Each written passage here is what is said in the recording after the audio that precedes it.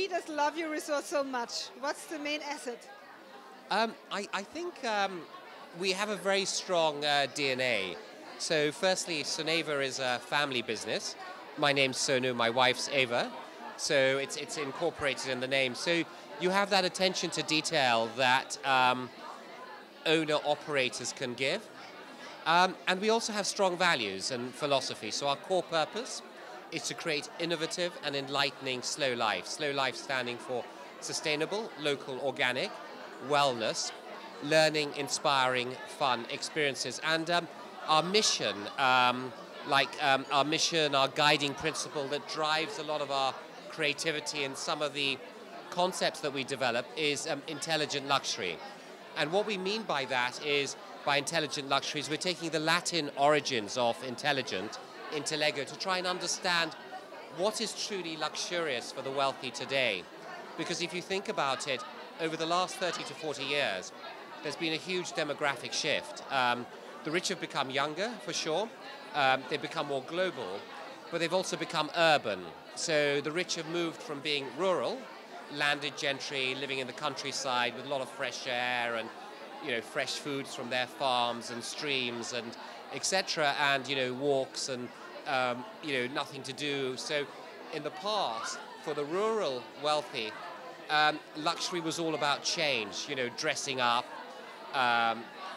white tie, four-piece bands, crystal champagne, chandeliers, marble, etc. because that was a change from their countryside experience. But in the last 20, 30 years, the wealthy have become urban. So if you look at all the rich lists, it's generally people living in cities.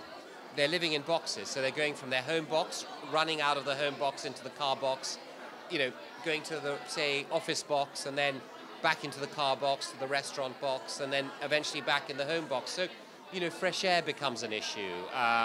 The food one eats is processed, or even if it's a fresh salad, it's taken a week or two from the farm to the plate. What we've tried to do is we've thought about that context of the modern wealthy, and we've tried to introduce concepts that are truly luxurious, because the real definition of luxurious is something that's rare. The definition of luxury is something that's rare, but also something that is true. It rings a chord in your heart when you touch it and when you experience it. And so we've tried to think about things that are really rare for them and not commonplace. Now that's something you can't do in London or Paris or Berlin, however wealthy you are. So it's really about thinking about those things. I mean, the first thing that happens to our guests when they arrive at, say, Soneva Fushi or Soneva Kiri, is we take their shoes and we put it in a bag which says no news, no shoes. Now, that's luxurious for the wealthy who are traveling 300-400 hours a year on business, and when they're packing the suitcases, they're packing the suits, the jackets, the ties, the black shoes, the dresses. So it's nice that when they come to Soneva Fushi, they know that the shoes will go. Well, I think it depends on the destination, the market, and it depends very much on the context of the people. So you find, I think, in some ways it's a narrow segment, but more and more people are exposed to that. More and more people are living in these global cities, and they're exposed to your standard luxuries. The marble floors, the air-conditioned restaurants, the same type of wines. So coming to our resorts is a welcome relief.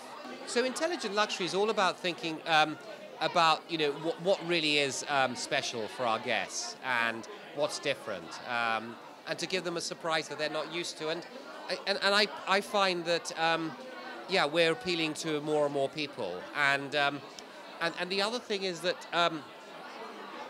whilst we have a very strong niche concept, there are very few doing what we do. So if you go to the Maldives, there'll be quite a few resorts, luxury resorts, where the only real difference between one luxury resort and another in the Maldives can sometimes just be the signpost. Yes, I mean, the S in slow life is sustainable, the first S. So that's clearly very important for us. I think what we've also tried to show is that luxury and sustainability are not necessarily opposites. Quite often they can go hand in hand. And sometimes the more sustainable option is the more luxurious option.